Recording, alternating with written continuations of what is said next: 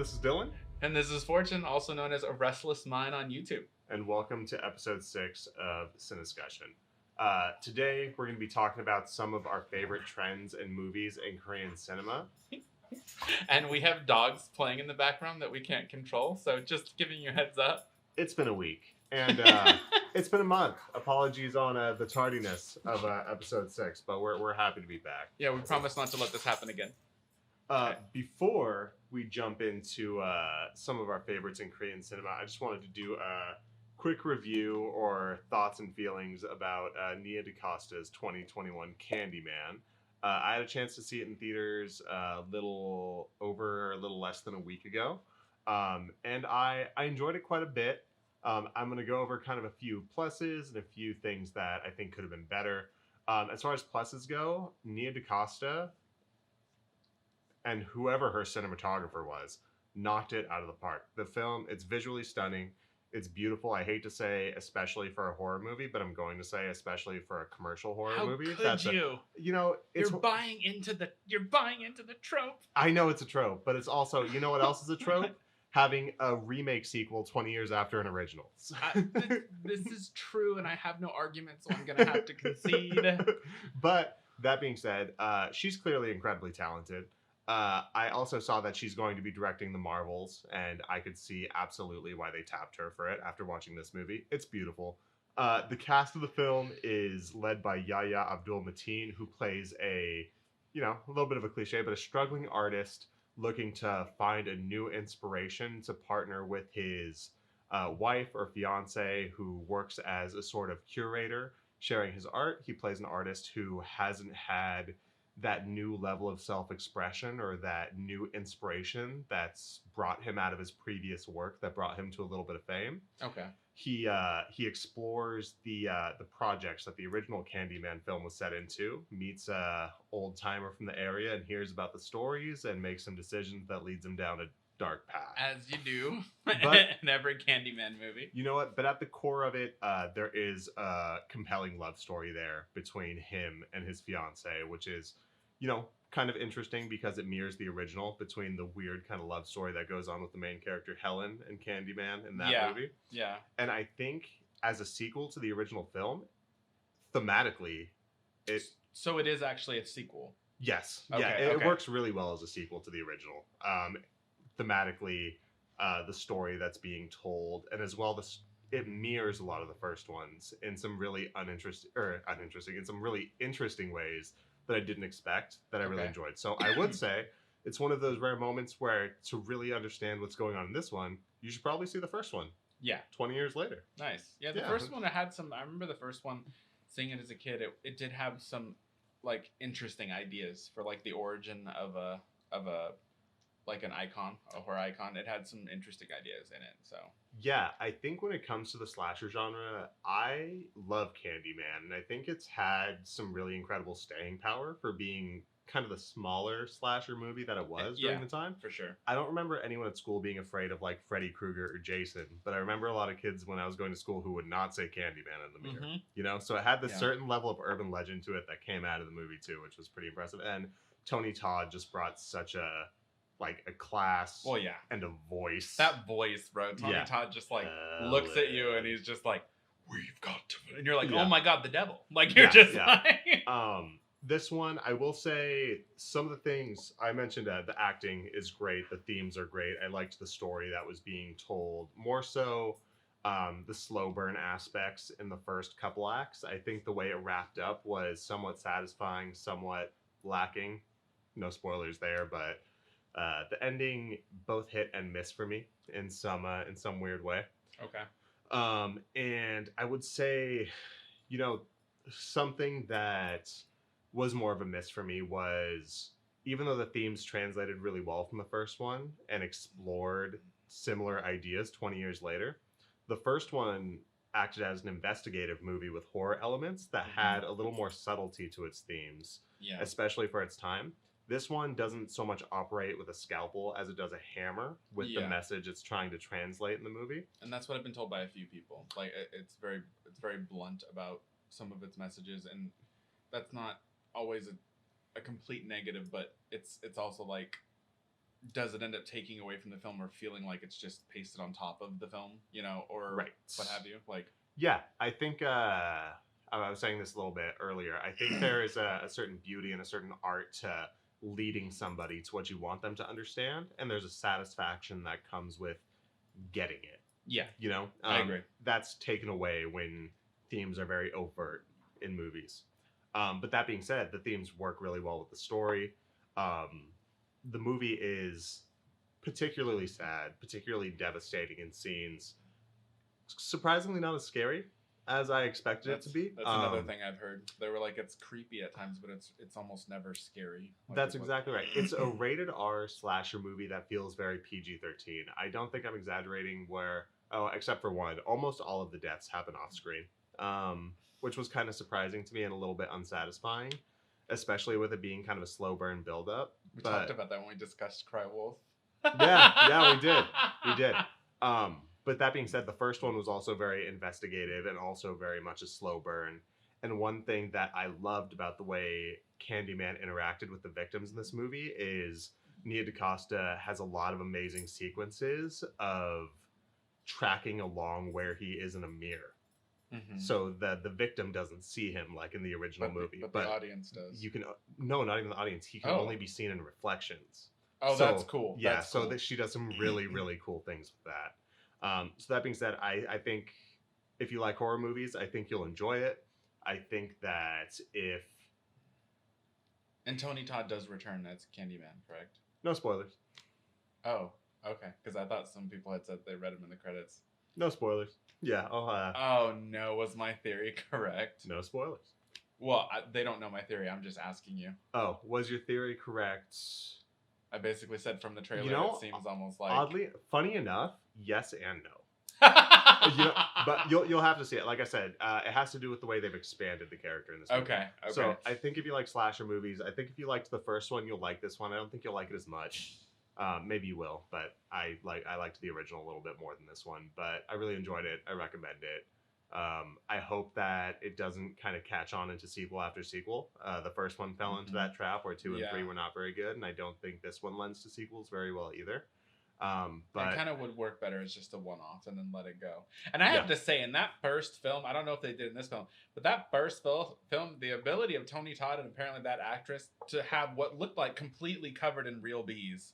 They were completely covered and I'm like, so, I don't know if I could have taken that role. I'd be like, bro, they're going in my mouth. I can't do this. Like, so I was looking into that because I was doing a little bit of research because I was curious about that. Because I'm pretty sure they looked like real bees. Tony Todd, for that scene where he has the bees in his mouth, he had a mouth guard. He actually did have the bees in his mouth. Oh, I believe it. And he also had a clause in his contract that he would be paid an extra $1,000 for every time he was stung. Did he really? Yeah. That's awesome. Yeah. Dude, that's smart too because they didn't have good CG back then, and even like compositing, like for that many bees, it had to be real. Like I was sure it had to be real, like because they were covered. And there's a scene where she is too, when she's laid on the bed, like she has like a bunch of bees all over her too at one point, if I remember correctly. Like, or there's a few. So she clearly agreed to do it too. So like, man, that was awesome. 2 other huge shout outs. I wonder how many times he got stung. Did they say? They did. I know it was around 20. I don't remember exactly. Nice. But, extra 20 grand. He was probably like, oh, yes. Yeah, exactly. More.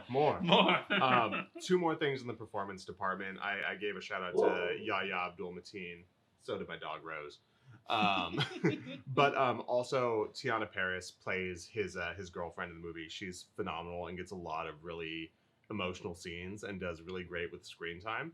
And I don't think I've heard of her. I'll have to look her up in some more movies now. I want to see. Yep. And then there's an actor, Coleman Domingo, who plays this character, William, who's kind of like if it was like an older movie, be like the stay off that road guy. There are stories in this town kind of character. But he has like the gas station attendant on the way to the cabin in the woods. Right. That's exactly right. It's that character, but he has a larger role in this movie. He's like the storyteller. And Coleman Domingo's voice just lends to it really well. And he has a certain like earnestness, creepiness that goes into it. I really liked his performance. It was cool. Awesome. Yeah. That's good. So it's ultimately a decent movie. You just felt like they were a little heavy-handed with certain things in a way that was a little overbearing to some extent. Is that a good wrap up? Yeah, I don't think it was overbearing. I never felt like it was overbearing. I just felt like it was highly overt and didn't leave a whole lot to interpretation. Gotcha. Yeah. Okay. which you feel is a bit less interesting. Yeah, I think it was a missed opportunity. Yeah. Okay. No, Yeah. I can understand. I actually completely agree with that because sometimes it's like I like the analogy you used, where you said it's more of like a blunt instrument basically than a scalpel, and I can totally understand how like any subject matter, like if it's so overt, it's like okay, I got it, you know, like or it's like it's almost like distracting or something. Like I've seen movies do that with like various subjects, so like. And I get it though. I kind of get wanting to put like a good message or something in a movie, but I feel like probably walking that line of keeping that nuance is probably difficult, right? So I imagine everyone's trying, but yeah. Right. And yeah, it didn't seem like the intent was to be I didn't see any intent of subtlety in this movie. I think it navigates gentrification and class and race, saying this is how we feel about it. Gotcha. You know? Okay. But I liked it. I recommend it. I would. I don't know if I'd give it a number grade because I don't really like that. But I would say I'd enjoy it. Catch it in theaters if you can. Don't rush out day one. Cool. Okay. Yeah, I still plan on seeing it. I planned on seeing it that weekend, then just a few things came up. So I might try to catch it. We'll see, because I'll be in Yakima this weekend with my buddy Hunter. So who knows? Maybe he'll want to see it because we both do love horror movies. So maybe Saturday night we'll catch it or something. Nice. Text me when you do. I want to know. What yeah, if we see it, I will let you know for sure. Yeah. On to the main event. So Korean cinema. Which I want to say first off, and I told you before that I'd probably talk about this, but I actually owe you for this because you guys might not know this, but like I met Dillon like over 10 years ago, maybe 12 years ago, something like that. And at the time, we were both we kind of became friends because we both loved movies and just film in general. Mm-hmm. But I actually had not seen. I don't think I had seen a single Korean film, and you were heavy into Korean films and some foreign films. Yeah. So I was turned on to Cary Fukushima because Sin Hombre, which was a great movie, and then you recommended. You were like, "Have you seen Korean films?" And you recommended a few of them. Yeah. And I think one of the first ones that I watched was I Saw the Devil. Yeah. And it is still one of my favorite films till this day. That movie is very needfully violent. Oh, it's so good. And actually, I guess before we jump into films, like that's actually something that I feel like is indicative of a lot of Korean cinema. Yeah. If you really think about it. Something about Korean cinema that I've always thought was really interesting is the best word that comes to mind for me in describing it would be visceral. Their films are very visceral. They know how to put you in a situation that feels very real. It's like you can feel it. Like whether it's a drama or it's a horror film, like you really feel like you're there, and they go for realism like almost all the time. Like movies like Good, Bad, and the Weird are rarer. You know, like when they go for realism, they're not afraid to go all the way. And not just with violence, but like with the way it's portrayed, with the sound design. The sound effects are real. They don't go for overly cinematic. It'll sound real, which actually makes it more stomach churning sometimes. Yeah. The performances are like, they're not afraid to have characters that show such a lack of empathy that it's disturbing. Yeah. And I love that though, because they're really good at not needing monsters or fictional things. Like they let the people be the monsters a lot of the time, because in real life that's how it is. Like there's a lot of humans that are monsters, unfortunately. Yeah. And they know how to craft scenes that just, they feel so good. And I feel like they're also really good at storytelling in the sense that almost every time the ending of a film, it feels so earned. They're so good at that. And I don't know, it just seems like their films leave you just like, you're just like, I freaking just love Korean movies. Like you're just like, they're so good. Like, yeah, I love that you said visceral. I think Korean movies right now, or at least, I don't know in America, but for people who have been really paying attention to like the major theatrical big releases in Korean cinema for the last decade, violence is very much a staple. Yeah. But I like that you said visceral, because it's not so much being visceral in its violence, but they don't water down what they want the audience to feel. No. Like, even if the movie is stylized, even if it's like, I'm thinking, was it The Man from Nowhere? Yeah. which would be kind of Well, I mean, it's kind of stylized, but it's also kind of to It me is. that movie reminded me of a Korean remake of The Professional. Is yeah, basically that's what right. it was. But what I mean is that's a very cool movie. It's a Yeah. guy in a suit who knows kung fu and Got like it. Got it. guns and actions, where you have these action scenes where you see something like John Wick and you're like, that was sick, that was sick, that was tight, do that again, backflip. Yeah. You watch this movie and you're like, ow, oh fuck, yeah, Yeah, shit. it's you know true. What I mean? Like It's still, true. It's still cool, Yeah. but you feel the violence that's going on a little You do. bit more. You know, it makes you kind of like You do. tighten up a little bit. Yeah, like even the end of The Man from Nowhere, which isn't a film we planned on discussing, but I love that film. Yeah. That there's like this ending knife fight where he takes out all these people and it's really awesome. Spoilers, I'm just saying, but like you kind of feel like it's gonna end some way like this. So I'm just being fair. Yeah. But like even though there's a score, the score isn't brought up to loud volumes like they do in the US. It's very much sound design. You're hearing every slice, every situation. There is a score, but the score actually seems like it's in the background rather than like blaring foreground as it's happening like it would in American film.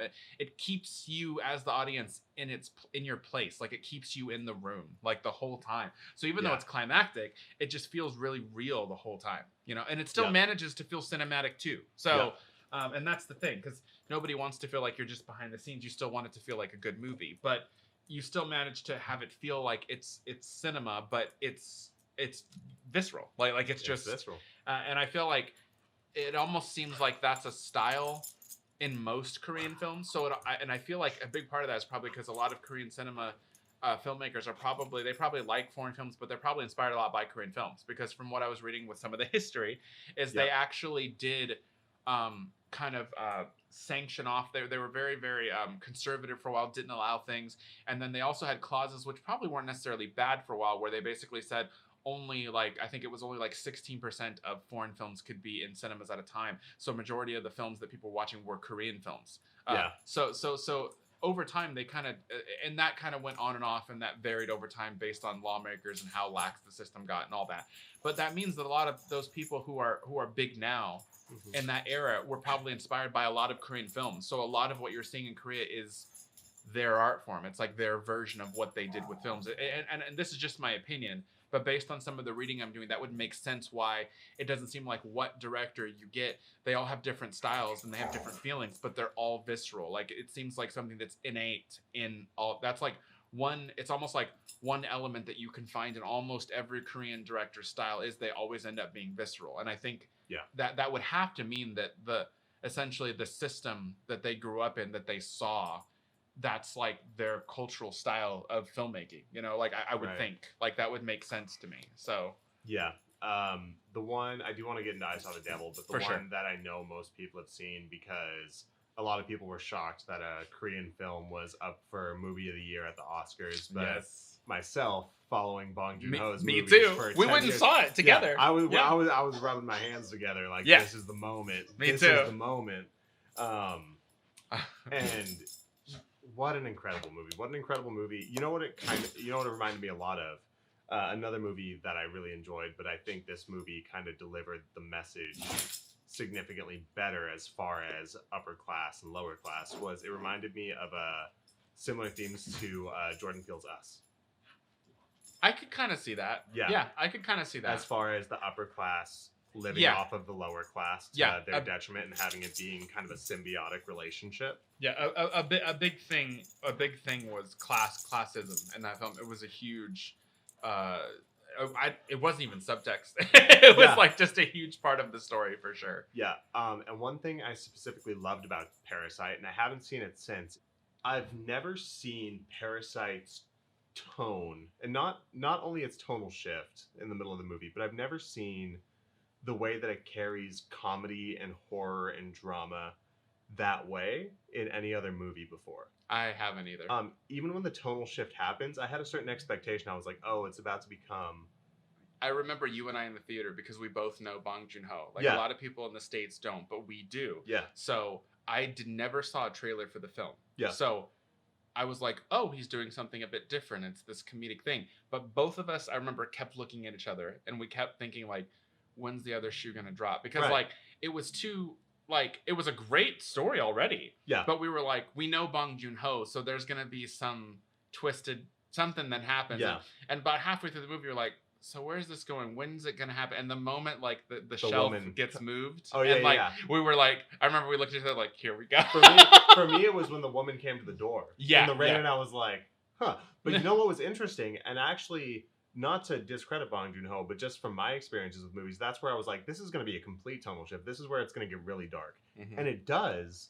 But it stays funny. It does throughout the whole movie. It really does. And that's what was so impressive to me. Like, it definitely got dark, and the tone shifted to something much more serious. Yep. But it never lost its like kind of criminal, fun-loving nature to it. You know what I mean? Even when it got, no matter how dark it got and messed up it got, the characters remained, in a way, hateable and lovable at the same time.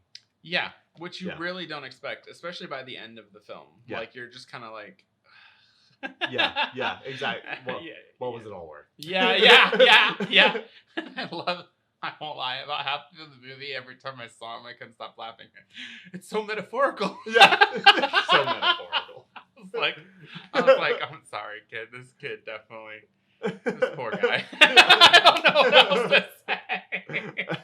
That's why the ending, what ends up happening, I hated, but I was almost laughing. I'm like, I know it's terrible, but I couldn't stop laughing. That damn rock. Like, I was just like, bro. I was like, I just imagined, like, is this metaphorical? You know, like, as you're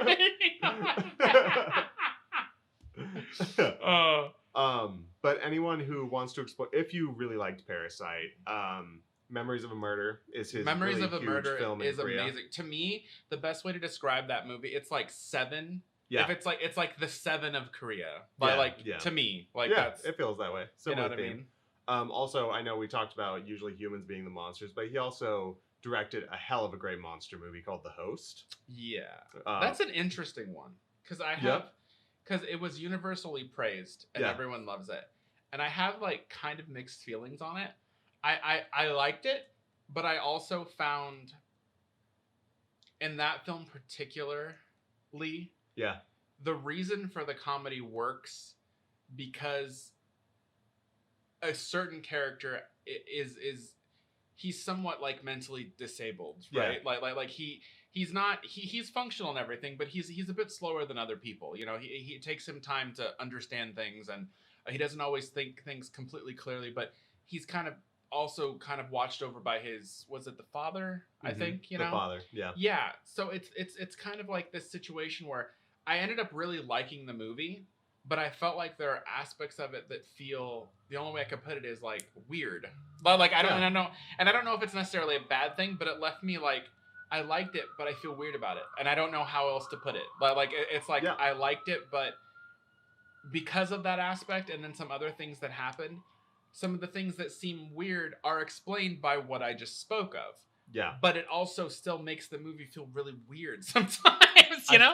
Which I think might have been what was really interesting about it, you know? Like, it is super weird. And I think Bong Joon-ho, even when his movies get violent and dark, like, the tongue always stays firmly planted in the cheek. You know what I mean? For sure. No matter how serious or how messed up it gets, the point is that we're only taking this as seriously as we want to. Yeah. You know? I could see that. And that's what's kind of interesting. All of his movies feel that way. Memories of a Murder, less so. That movie feels really straight, kind of cut to the point. The directing in that film is so masterful. All I have to say, guys, if you guys ever see Memories of Murder, I remember it. I only saw it once, but this scene is fairly vivid to me. There is like a scene where they're talking at like a table while there's another guy doing stuff on the couch behind them. And if you watch this scene all the way through, the blocking of everything, the direction it is a master director at work. Like it is so good. Like I still haven't seen Okja. I have not seen that. I need that to movie watch. like is so painful. Is it in a good way or? But yeah. That sounds like Bong Joon-ho. Yeah. It's also firmly tongue-in-cheek and incredibly dark and like funny because Jake Gyllenhaal and Tilda Swinton are there and they both play these like cartoonishly evil people. But then the main characters are very grounded. You know what I mean? It's all. Oh, he used Tilda Swinton again after Snowpiercer? Yeah. Because her character in Snowpiercer was kind of hilarious Yep, to me too. Okja was great. I liked Okja a lot, and I think Paul Dano pops up as a kind of this. What's the animal rights organization? PETA? Yeah, Like this PETA? like PETA. Let me leader. guess, he's kind of crazy and nutty, All of the like too into it. Very Paul Dano-y. You know, funny enough, they play. He plays it pretty straight. Like the PETA, Really? they're clearly they go very far in what they're trying to do, so it gets kind of uncomfortable sometimes. But they play it really straight. That's actually really interesting because I feel like Paul Dano is really good at playing either someone that you kind of don't like and he's weaselly, Yeah. or you have this situation like Prisoners where you don't know if he did it or not, Yeah. and he's like has this look about him though that you just don't trust, right? Like, and it's like, yeah, I don't know how else to put it. Like, I feel like that's why when I heard that they cast him as the Riddler, I was like, yes, I can see this. Like, I can totally absolutely. see this. When like, I saw Paul Dano pop up, I was like, yeah. And then when I saw Colin Farrell as the Penguin, I was like, no. But then I saw a picture and I was like, yeah. Yeah, you're like, wow. Like, Yeah. I wouldn't even think that was Colin Farrell at all. Yeah. Like, not at all. I was like, all right, Cobblepie, you got me. Speaking of which, I need this Matrix Resurrections and the new Batman trailer. I need them. Like, people saw Matrix Resurrections trailer at Cinecon or whatever. Batman and apparently the people over the Matrix trailer went nuts, and it looks amazing, apparently. Yep. And also, interesting enough, Lana Wachowski wrote and directed this one herself without her sister. Really? Yeah, because her sister had just transitioned as well, and they had just finished Sense8, and I had saw in an article, I believe she said something along the lines of, you know, we had just finished Sense8 and I had just transitioned, and, you know, like a lot of things were happening, and it was like, she was like, I'm kind of exhausted and I don't feel like going backwards to some extent. Like, even if the idea is good, I feel like I've done the Matrix. Move forward. So she moved forward. So she actually is one of the, I think, the lead writers on this HBO show that actually, Showtime show. I'm on board with whatever the Wachowskis do. Me too. I actually still need to see Sense8. I've seen the opening episode, and I heard it gets really interesting. It does. But yeah, she has her own show on Showtime, and Cool. I think it just got picked up for season 2. So she's doing her own thing, and then Lana wrote and directed The Matrix herself this time. But I think she also, I believe her writing partner this time was actually the person that helped write Sense8 stuff with them as well. I believe. Got it. Is what happened. I'm excited for it. You and I, too. You love I love The Matrix. The Matrix trilogy is like one of my favorite movies of all time. It's my Star Wars. Yeah. Like the first Jurassic Park and the Matrix trilogy are basically my Star Wars. You're not wrong. It is objectively better than Star Wars. I like it more. I don't know why I'm choosing violence today, but it is way better than Star Wars. But I think you're of the mind. Are you more of the mind? Because I know there's a lot of fans that love the first Matrix and either hate the next two or think the second one's okay and then hate the third one. I think the entire trilogy is a masterpiece. I do. I'm weird. I don't know if my opinion is common. I think the first one is a masterpiece. I think the third one is phenomenal. I think the second one is really great. Interesting. So you like the third one more than the second? Yeah. Okay. Yeah. See, I think the whole trilogy is fantastic. Like to me, I think it's really, really underrated, and I feel like to some extent it's misunderstood. Like to me and my friend Sean had this. I know this isn't Korean cinema, guys. I'm just caveating for a second. But me and my friend Sean had this conversation like 10 years ago. Like, he used to get off of work. I would too. We were like in our 20s, and we'd meet up at this Arco and just chat because it was like, 1 a.m. And we came, like, you can even ask my friend Sean at some point if you want. But we came with the conclusion. We were like, well, the interesting thing is Agent Smith is the one. Like, 2. Mm-hmm. Like technically there are 2. The machines created Neo as a system of control. That's the twist at the end of the second movie. Yeah. Everything you knew is destroyed. Ha ha ha. But he's never walked in that door before. He always, he always ends up going to the other door and resetting the Matrix. This is the first time he doesn't. And unfortunately, also what he did with Agent Smith has never happened before either. Yep. So essentially his code got copied onto Smith, essentially making Smith the one as well. Right. But the problem is he's like, in computer language, he essentially becomes a virus, right? But in the sense of the one prophecy, he ends up becoming the one like Neo, except if you think about it, he's actually affecting the Matrix more like the legend says that the one will do. I mean, Neo does crazy cool things, but he doesn't alter the Matrix itself much. Agent Smith literally alters. I mean, by the end of Revolutions, it just looks like a green hell, basically. You know, so the machines unintentionally created a real one that they now couldn't stop, so that they now need Neo to stop on their own, which I thought was fascinating. Like, it's like the story is like the computers had this bit of code that they didn't expect to happen, and it fucked up, and it created this situation that now even grew beyond their control. And it's like, and I thought that was a really cool idea for a plot, because the Wachowskis are very philosophical, and I love philosophy, so I can totally understand why. The first one follows the hero's journey almost to a T, right? So if you like that classic hero's journey, you do get that. So I understand that. And then the second one essentially is a deconstructionist approach. So it kind of destroys everything you thought you knew about and people don't like that. Yeah. I personally find that really interesting if it leads somewhere more interesting. Right. And I thought that where it led was actually really interesting. And also if you listen to what the Oracle said, what's interesting about it is this is like what the 6th time that this has happened. So it makes sense that if you think about it, the Oracle every single time has been trying different things to try to find a way to stop this. Yep. So what she ends up doing with the Matrix, giving Neo the right information, then letting Agent Smith absorb her, this is another attempt because of an option she saw. It's almost like it's literally like a Doctor Strange thing. Like I've seen all these options. As a matter of fact, this is the 6th time I've tried so many things. I think this could work, but she's basically tried and failed every time. This is another attempt. And this attempt essentially by the end of it works. But even though it works, it's a stopgap. It's like who says that they're going to maintain peace forever? Who says, so it still ends in a way that's not completely resolved, but it's a resolution, but you don't know if it's going to last, right? So it's kind of like, I don't know. I thought it was really interesting. That's what they should call this new one is Matrix Resolutions. Apparently they called it Resurrections. Resolutions would be funny. All right. Mine's better. Mine's better. I actually love Resolutions. That's hilarious. Just so you know, this is the last one. Exactly. We're wrapping it up. It's going to be amazing, but it's Resolutions. Hollywood's giving out 20-year sequels. We won't want to. Pretty much. Okay, but back on track. One other thing I'll say is there is an amazing YouTube video. I don't know the name of it, but if you guys want to check it out, search Snowpiercer sequel to Willy Wonka. Speaking of, it is amazing. Really Someone did this amazing YouTube video where they're like, "What if Charlie from the Chocolate Factory grew up to be the train conductor in Snowpiercer?" And and the crazy thing is, it's not true, but it's so compelling that it is a fascinating video. So to the YouTuber who did that video, props. It's so interesting. It's bullshit, but you can't stop watching because it all fits. It's so interesting. Also not. It's one of those the movies are just connected now. Yeah.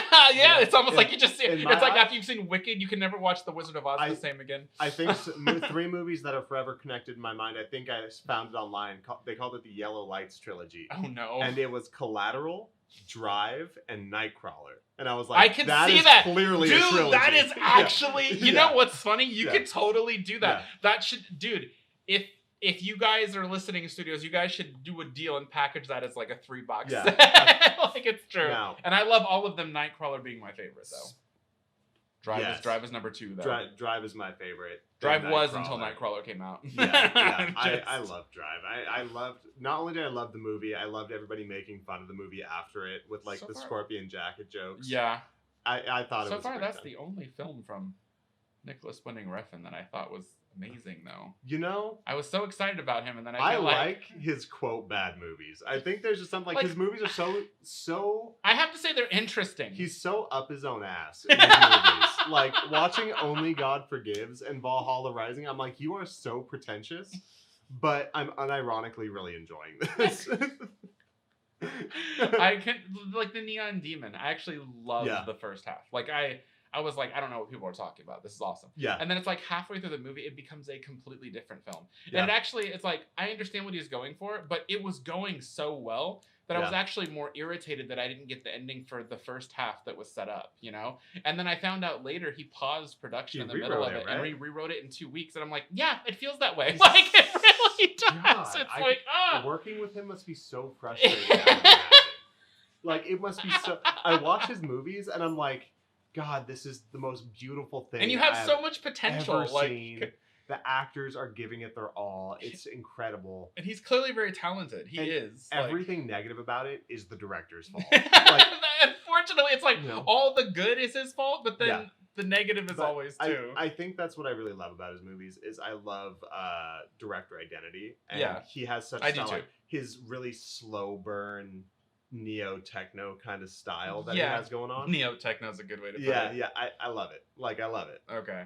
And that actually, and see, the crazy thing though is, I think it's cool that we're talking about Nicholas Winding Refn because he's another filmmaker that I feel like when he wants to do it, he's really good at visceral, which is a lot like Korean cinema in a way. I feel like I almost feel like in some ways he'd fit in Korean cinema if he made certain other decisions. But there are some scenes that remind me of like a Korean film. Like there are scenes in Drive that if you had said that was in a Korean film, I could totally believe it. Like no joke. There are also some scenes in The Neon Demon that I could 100%, if you had taken that and said, "Oh, this is from, you know, Lee Woon-kim's whatever," I would have believed you. Like no joke. So, I know we got to get back to Korean films, but if Nicholas Winding Refn would just like turn down the dial just a smidge on metaphorical and turn it up a smidge on story structure, I think he nailed it in Drive, and I think that's he did. He just nailed it. It was the perfect balance of everything. Yeah, and it's a very simple story. Super simple. It's literally the method that he chose to present it to the audience that made it interesting. Style skyrocketed over substance. It is style over substance, but it worked beautifully. Yeah. You know, with great performances. Yep. That are kind of nuanced, really, because Ryan Gosling, that's kind of how he is. It fit him well. Like he kind of like did his thing. He was like, you mean I don't have to say a whole lot? Sweet. Like he's like every time he delivered a line, I'm sure Nicholas was like, do it again. Yeah. Slower. Yeah.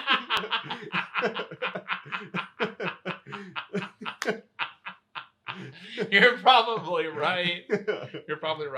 Why? Because later when you get violent, it's going to be terrifying. Because but even when you get violent, slower. Don't say much. Yeah, no. Should I grunt? Slowly. What are you doing? I'm dumping lots of blood on you. Yeah. I'm going to transition from the Yellow Light trilogy, though, to another trilogy of films that's all revolving around theme.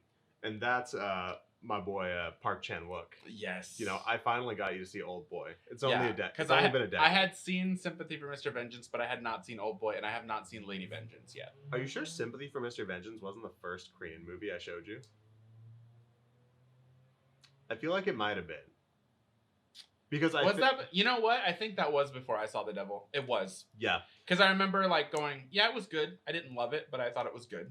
But because I remember after that, I was like, yeah, it was good, but like, you know, like, is it something I'd want to watch over and over again? Not really, but it was a good experience. But then I saw The Devil and I was solidified. I was like, okay, like that was that was more my like. I liked Sympathy for Mr. Vengeance, but it's like a slow burn all the way through.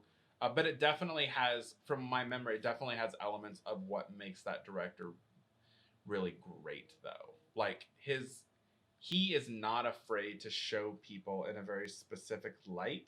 He's also not afraid to let a scene breathe, like sit on a scene and let it just do its work. You know, like it doesn't seem like anything is really forced on the audience. You know what I mean? Right. Is the best way to put it. I don't know how else to describe it. Yeah. So the Vengeance trilogy, the middle chapter of this trilogy is the one that most kind of Korean film lovers are familiar with. It's Oldboy, which was fantastic.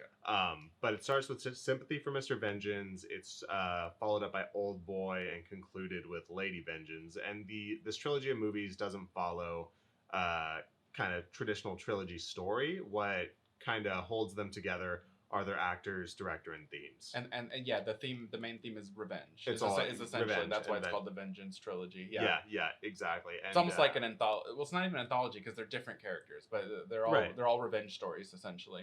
They're all revenge stories. The first one is incredibly solemn, and if you have a evil, wicked sense of humor like Fortune and I, pretty funny, unfortunately, because it kind of is. That movie is like, okay, so let's take a story where bad gets worse. And literally for 2 hours, and worse, and worse, and worse. And it gets to the point where you're right. I was laughing. Sickeningly worse. And disgustingly worse. Yeah. Pervertedly worse. Yeah. And you're like, is this entire movie trying to bring me down? Like, because instead, I'm actually just. It's more of an upper. It's just funny. Because you actually think the movie gets so sad and so dark that you think like halfway through that. It can't. This is where things have to start kind of like wrapping up. Yeah, like, they can't continue to bring down these characters. Exactly. But everything makes sense. Like eventually, like a fucking course that would happen. Yeah. You know what I mean? But then you're like, but oh wait, you're wrong. Like it's gonna keep getting worse. It's a movie about a kidnapping. It's about a young couple who wants to kidnap a wealthy man's daughter and hold her for ransom. And things don't go as planned. No, they really don't. Things do not go as planned. I'll leave that. There are a lot of oopsies. I highly recommend it. I would really dark oopsies. Yeah, I wouldn't recommend it for anybody who kind of has a more sensitive stomach, or is a little more sensitive to tragedy. I would say true. Yeah. Because like I said before, Korean films are very visceral. So when stuff happens, you see it and you feel it. They want you to feel it, which I think is great because it actually doesn't glorify the violence. Like even though there's a lot of it, you feel like it's a terrible thing. Like you feel it through your bones. Like I feel like you could almost be an apathetic person, and these movies would still in that moment make you feel empathy for people. Yeah, I feel like a lot of times American cinema will hold your hand in a way where a tragedy will happen. Yeah. And you'll sit with it for a moment, but then the follow-up scene will give you some sort of closure to it. Yeah. You'll see the character get back up off their knees, or you'll see something happen to where the story can continue. Mm-hmm. Korean movie, something terrible happens and the story just goes on. It does, yeah. Because but what I like about it is that's more indicative of real life. That's how real life really is. So there's something about that's just part of that quality, like it's very real. Yeah. Like regardless of what story is being told, it's going to feel very real. Yeah. Middle chapter is Oldboy. So when I think of Korean cinema and I'm like, all right, what's the gateway drug here? What's the real piece de resistance to get somebody into this style of Korean thriller that I've fallen in love with? Oldboy is kind of that holy grail. It's not even my favorite anymore. It may still be. It's not my favorite, but I liked it quite a bit. Yeah. There's actually a few. I Saw the Devil is one of my faves. Like I love I Saw the Devil. Actually, I think I like Memories of Murder more than Oldboy as well. Even though I love Oldboy quite a bit. Yeah. What were your overall thoughts? Like if you had to give a 35,000 foot review. I thought it was interesting. I thought that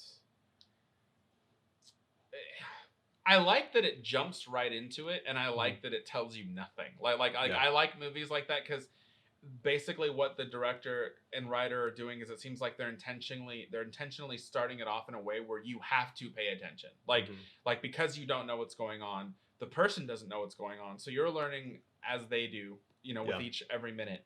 So you have to pay attention because if you screw off or you're talking to your friends in theater, something's going to happen and you're going to miss it, because no one knows what's going on.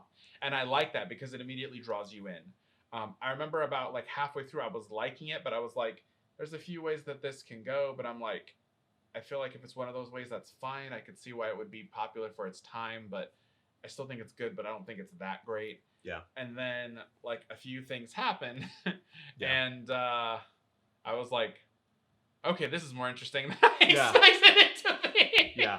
And then I was like, talk about like revenge. like that's like. Have you ever been so mad? I know the revenge. Yeah, I don't think I've ever. So mad. Like I have hated people. I've had misanthropic days where I hate humanity. Yeah. And I don't think I ever would have thought of something like this. Yeah. Like this is like so much hatred that like I mean, of course, it's totally fictional. Like, but if you could do it, like the idea of it is, and I won't spoil because the ending really is twisted. And the cool thing is you'll be like, oh, I figured this out because and I thought I did. And I was right about that, but that's not the twist. That's what's interesting. You think that's going to be a twist. Oh no, that's just a character. You're just like, okay. Yeah. But yeah, that ending is, and the performance from him, like that lead, he's the same guy who's the villain in I Saw the Devil, and his performance in that scene, without spoiling, his performance is so good. Like it is so good. Like to go from what he was just moments ago to what he becomes out of what he feels is necessity in that moment is so good, and I feel like it's so human. You know what it reminds me of? My favorite scene in Saving Private Ryan, the scene where the guy has the knife and he's talking shit and he's going to kill the guy. That chokes me up and then every time. The moment the knife gets flipped on him and he's losing and he starts begging for his life. No, please, please, please. Yeah. That's so human because you're talking yourself up to try to go through with it. Yeah. And then when it fails, you're begging because you don't want to die. And it's so human. And I feel like that's what that scene reminded me of in Oldboy as well. It's like the flip is so... Yeah, like that scene, it makes me cry in Saving Private Ryan. I've only seen the movie once, but it made me cry. And it wasn't just that someone dies. It's how human and honest that moment is. Things like that really get to me.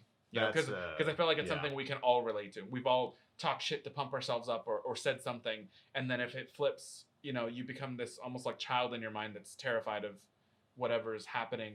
Like that's a Yeah. normal thing. You know, I could nerd out over Saving Private Ryan I forever. know you The can. other scene that's my favorite scene in the movie, but I also love the scene where Vin Diesel's character is shot by the sniper. Yeah, that was and a great everybody scene surrounded him. And but Yeah. the line that I really love is he knows he's gonna die, and he pulls the letter to his father out of his pocket, and he says it's a letter to my dad, and he's trying to pass it to his partners, his militia or His squad. Yeah. and he says it's got blood on it, and like that's what he's concerned about in that moment. He wants that letter to his father to be clean. Yeah. You know, and it was just that little line where I was like, my heart. Yeah, you know? it's true. Yeah. It's a great movie. Yeah. Something about war movies though, like I like them, but I usually only need to see them once. And even if they're really good, it's just a subject matter that I feel like I've just seen it a lot, even when it's good. So it's almost like played out because basically the biggest wars we've had were the biggest moments in history we had were world wars. So they've made so many movies about them. Even if they're really good, I'm like, oh, I loved it, but I don't need to watch it over and over again. So like even Saving Private Ryan, I love Saving Private Ryan. I liked Enemy at the Gates quite a bit as well. Yeah. I was a fan of that one. Anyway, back to Korean cinema because we're gonna do this again. yeah. So in regards to Oldboy, I totally agree. Also, kind of comparing it back to the way Candyman handled it, seems the themes in this movie are with a hammer, just bangs you over the head. This movie's about, can you come back from revenge? Can you come back from revenge? Can you turn into another person and come back? And it's carried by the character's inner monologue. But just like, so many of these movies, no matter how dark it gets, it's so funny throughout the entire movie. I said that to you. I was like, I did not know how funny Oldboy was. Yeah. Like I was completely shocked. Like over and over, just from like the haircut to like there is a I don't want to spoil it. There is a scene involving him with a guy who's on a ledge ready to commit suicide. It is so funny that when it happened, I actually my mind for a second didn't believe what happened just happened. Wow, like, I can't believe you went through that. Yeah. Now let me tell you my story. It was so... And I love that it's just like a medium wide. It's just like, ugh. Exactly.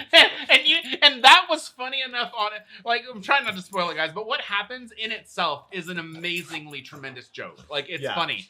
But then just 10 seconds later, there's an addition to that joke that is just as funny, if not funnier. And you're just like, wow. Like, I don't even know what else to say. Like, it's...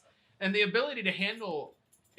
and that's another thing that we were talking about earlier. Korean films are so good at handling real stuff with comedy. Yeah. And they can go between them so quickly in a way that you think wouldn't work. But they make it work. And it's so...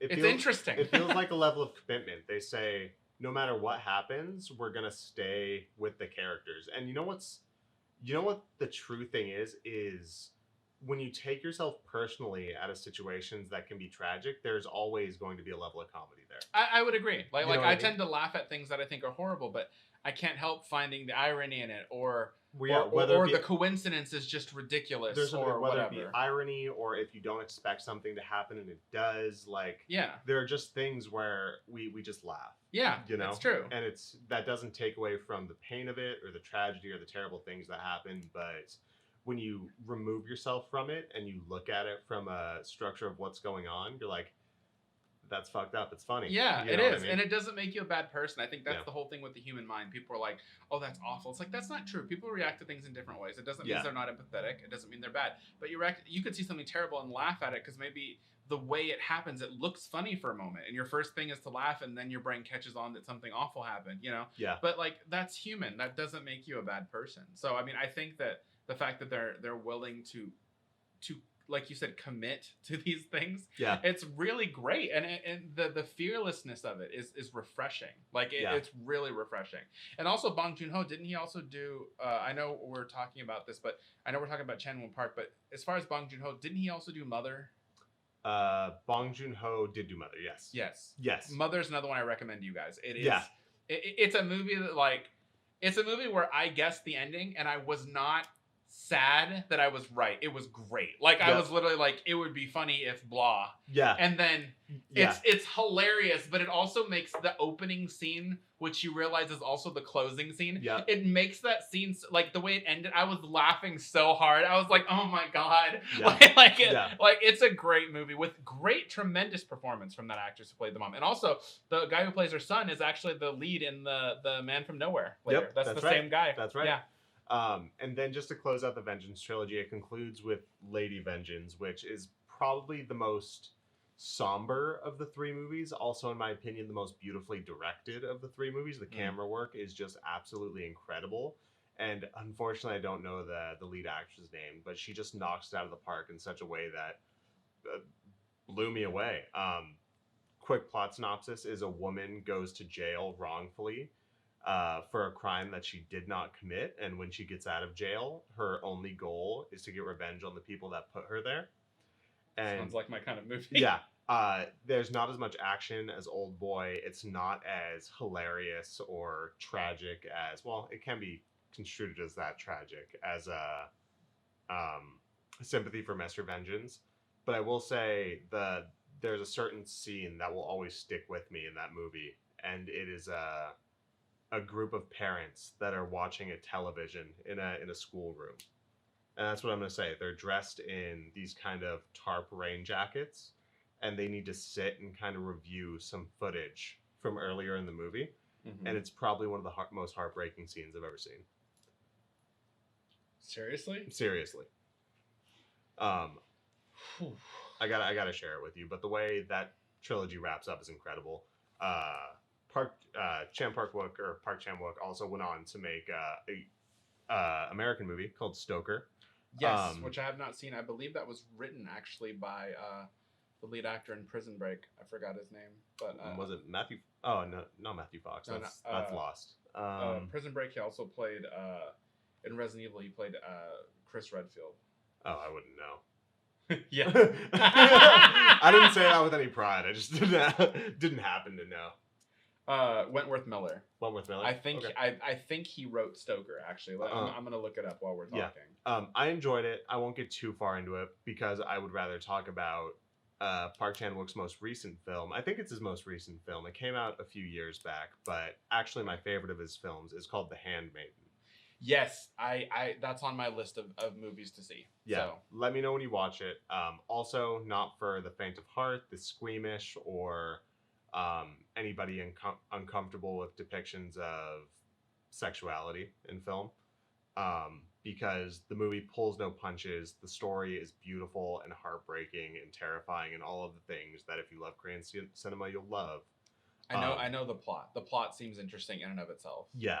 That it's when Korea was still occupied by Japan, right? Correct, and then essentially it's a lesbian love story. Yes. In the midst of their occupation. Yep. Correct. Okay. That's absolutely because right. I know that's the setting, which is an interesting idea already. Yep. Especially back then, because people are more open to a lot of things now, but back then, especially in that culture, it would have been super, super taboo, right? No. So. Yeah. Super taboo, and the entire movie is taboo. I'm sure. It's a wild ride, but it's beautiful, it's incredible, and I recommend it to everybody. Okay. I feel like one that we should probably talk about and possibly wrap up with. Yeah. The Wailing. Yeah, this one you saw very recently. It's been a couple years. Okay, yeah. It's been on my list. It's one that was on my list. That and Burning, which I recommend. Burning. Burning was fantastic. Yep.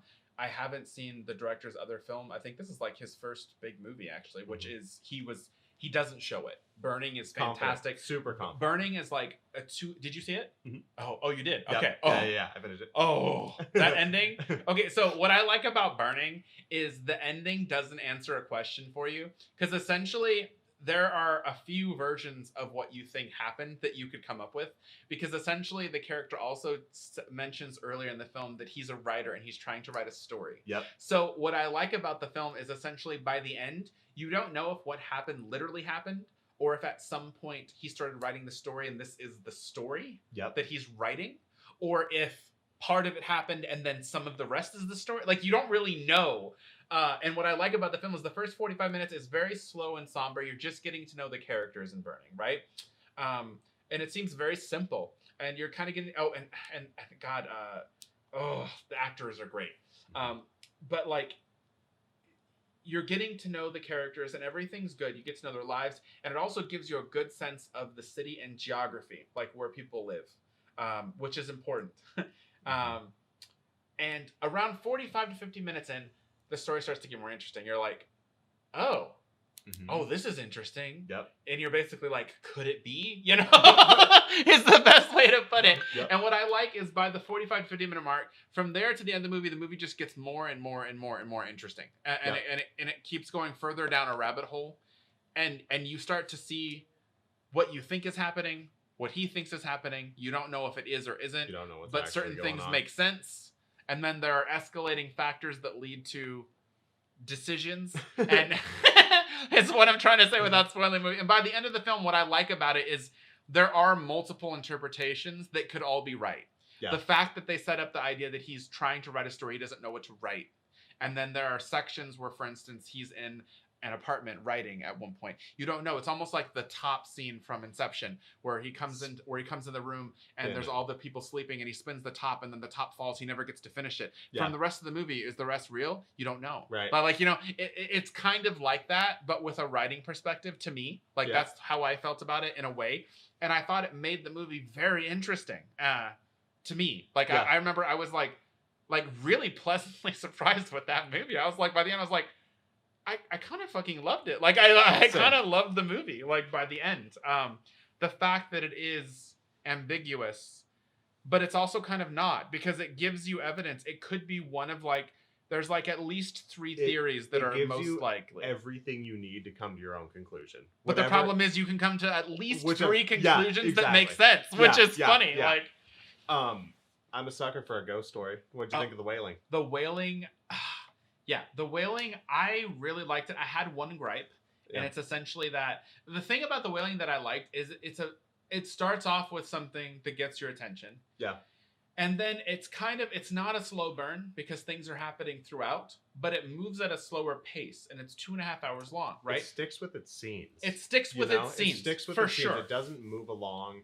Not a whole lot happens. No. You know what I mean? Well, seemingly a decent amount of things happen in this town, but they're isolated incidents, and that you're following the police officer, the lead, and his group and his family, and essentially you're kind of just watching him experience these things as they happen until certain information starts to get revealed, which causes questions to arise, and then we'll just say that the story starts to immediately affect him in one way or another that he can't control. Yep. So suddenly the information that he's got, now he has to investigate it because there are bigger things at stake. Yep.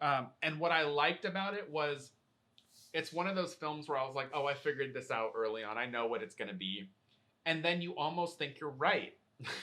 And then you're not. There's like a moment where you're like, no, you're not. And it's actually way more interesting than that. And it's actually more complex than you thought it was.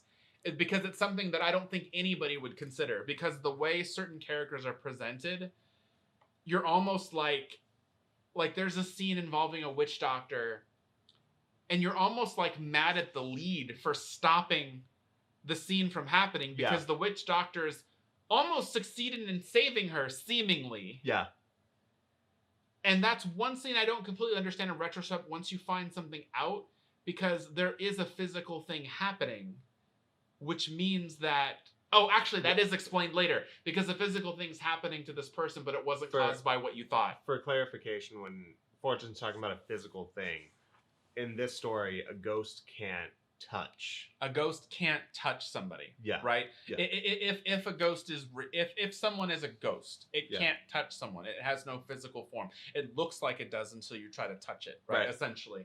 And there's something that's happening, and then it's cutting to a parallel editing sequence, and you're thinking that... this is being exercised or whatever. Yeah. And it almost, you're like, when you find it at the end, the twist, you're like, well, then why did that happen in that scene? But then you realize what happened directly after that scene in the woods, and you're like, oh, yeah, it makes sense. And I know this sounds odd because I'm not describing everything, but it's because we're deliberately trying not to spoil too much, because it's actually one of those films that it's like 2.5 hours. So if it's spoiled, it probably would ruin the enjoyment of figuring some of these things out. We're trying to excite you guys and show our passion, but also Yeah. these are some of our favorite movies that we want you to experience going in as blind as we did. Because that's one of the beauties of foreign films is they're not advertised commonly. They really aren't. We don't get the story that the trailer tells us. We just get people's recommendations and say, that sounds pretty good. And sometimes the editing for the trailers is actually totally mismarketed, and like completely. Like it's marketed as something that it's not. So like what it ends up being is actually really good, but it's not what you expected. And that's not fair to the movie, because if you watched it expecting that kind of movie, even if it's a good movie, you might like a good example of this they did to an American film was what was it called? It Comes at Night or whatever. But that was advertised like a monster movie, and this dog's barking at something, and it's nothing to do with a monster movie. It is a great movie, though. I think it's actually a good movie. The problem is most people were really unhappy with it because they went to it thinking it was a monster movie, in the mood for that kind of movie. So even though it's good, you're more just irritated that you felt like you were lied to. Like, you know what I mean? Totally. And I felt bad for that movie because I felt like it was a very competently directed film. The tension is great. It's very human. The cinematography works really well for that movie. It was good. I was pleasantly surprised, but I did also at first was disappointed about halfway through when I realized it wasn't what it was claiming to be. But The Wailing, it lives up to being a great ghost story. I only have one gripe, and my gripe is essentially I hate movies where essentially a plot works because people don't talk to each other. And it's not a huge offender in this, but there are some minor moments where you feel like if someone had just explained in more detail, the ending probably wouldn't have worked out the way it did. Right.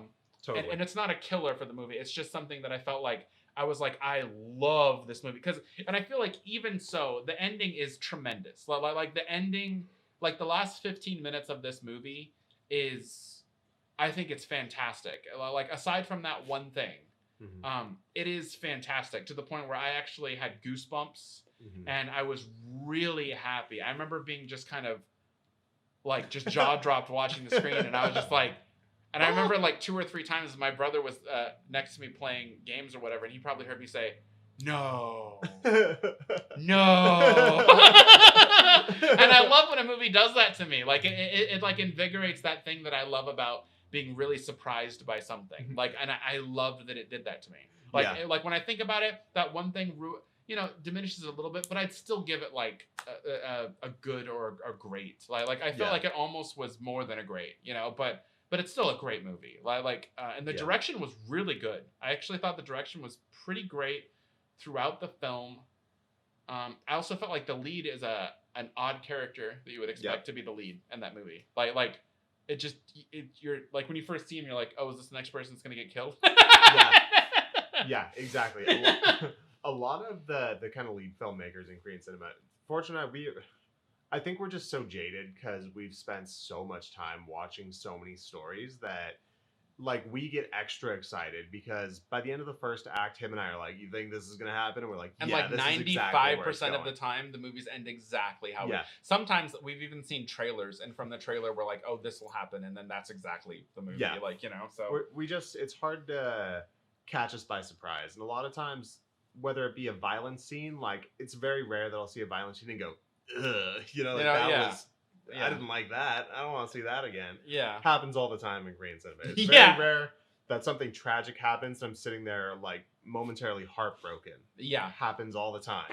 Also, Korean cinema is one of the few genres where you can be legitimately heartbroken, and then the very next scene, you can have tears in your eyes because you were crying. Yeah. And the very next scene, you're laughing uncomfortably because something's really funny, but you feel bad about laughing at it because it shouldn't be funny. Exactly. But it does it, and it does it seamlessly. Like it's just kind of an amazing gift that a lot of Korean directors have, or maybe it's part of that culture of cinema that I was talking about. Maybe it's something learned, but I've rarely seen a cultural zeitgeist of films that are so good at weaving between those such contrasting emotions without it feeling like emotional whiplash. Like it just feels like it works really well. Yep, exactly. So we hope that you guys take a chance to see some of the movies that we've listed today. For sure. We hope that if there's anything we missed, any directors or films that we didn't bring up that you think would be really great for us to see, Agreed.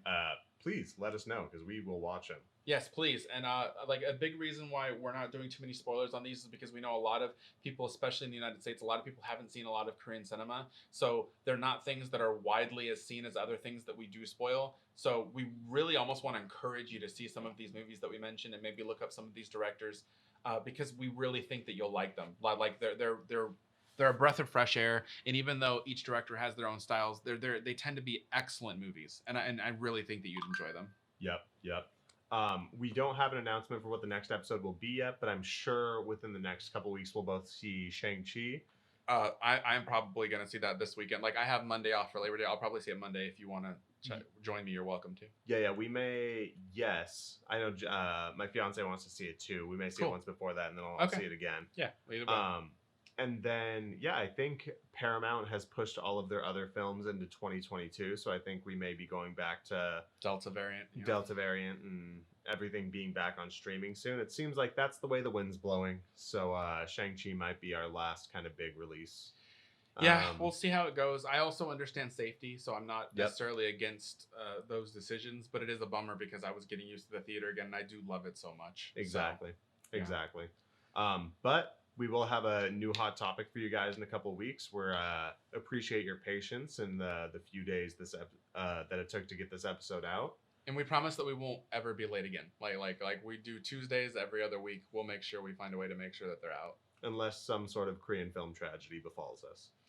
This is true. Like if I can't get out of bed, if I'm that depressed, then hopefully you guys, after seeing these films we recommended, will understand our pain. And if you give us some movies to watch, we can stay in bed and watch them. For sure. Remember, if you guys follow us, leave some comments.